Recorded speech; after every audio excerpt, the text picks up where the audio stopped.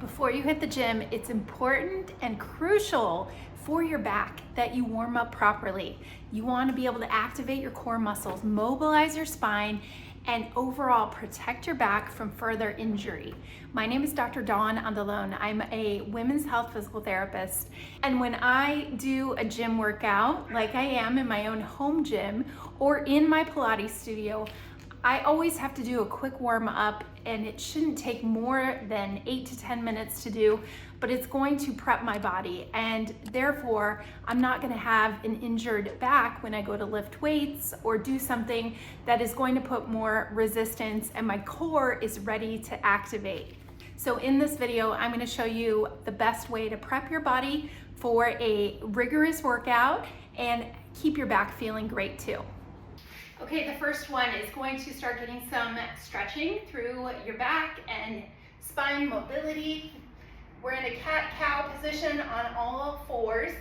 I'm rounding my back, curling my spine, and then drop my navel toward the ground. You can go back and forth about 10 times here.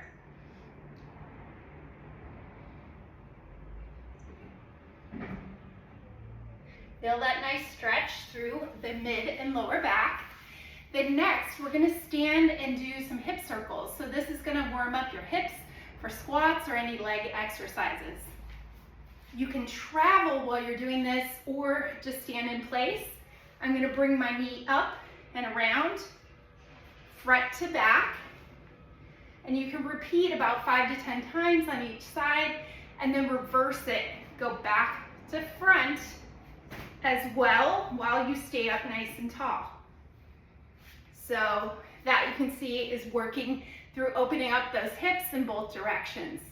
Then the third exercise is a world's greatest stretch. Great for upper back mobility and hip stretching, especially through the hamstrings and the calves too. So with the world's greatest stretch, I'm gonna start down in a runner's stretch with my knee over my ankle. Back leg as straight as possible. Then from there, I'm gonna lift my right arm the same side where my front leg is, and I'm gonna rotate, opening my chest and stretching through that upper back. Then you bring the leg back into a straight position, straightening the knee, and even lift the toes up if you want a deeper stretch through the calves. If that's hard for you, you can do this with some yoga blocks, or maybe just go to your knee as well. And then you step it together and then repeat the other side. So I'm down in that runner's pose. I'm gonna twist toward my front leg, opening the chest. I'm gonna bring it back. I pause for a second or two in each position, lift the toes, and then step it back together. Then you can turn around, repeat again and again, about 5 to 10 times each side. You can even travel with that as well. Okay, next is all about warming up your core, getting it ready. So this is gonna protect your back. We're gonna come up to tabletop position or legs at 90-90, and we're doing what's called a dead bug exercise. So my back is going fairly flat against the ground, pulling in through my core, but I can still breathe and count at the same time. I'm gonna take the opposite leg from arm and move them away from each other while I keep that core engagement and keep breathing as you move. So I'm tapping my toe, bringing one arm back, and repeat each side. About 10 times of this one as well. Then we're gonna go into some glute bridges, warming up my hamstrings and my hips and backside. So we're lifting our bottom off the floor up into a glute bridge. Pause and hold a second or two, and you can do about 10 of these while you're on your back. Then we're gonna turn over to what we call a bird dog. So I'm back on my hands and knees. Watch how my back stays flat like a tabletop. I'm extending my opposite arm and leg while I engage my core. And I'm gonna repeat about 5 to 10 times on each side there.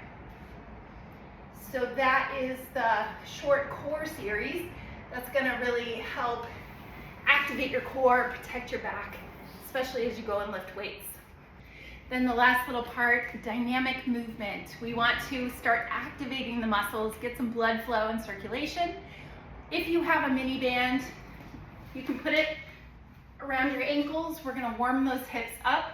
I go back into a squat, and I'm gonna do some side steps here. Notice how I'm not sliding my feet, I'm picking my feet up, and I'm going side to side with my butt back and my core engaged.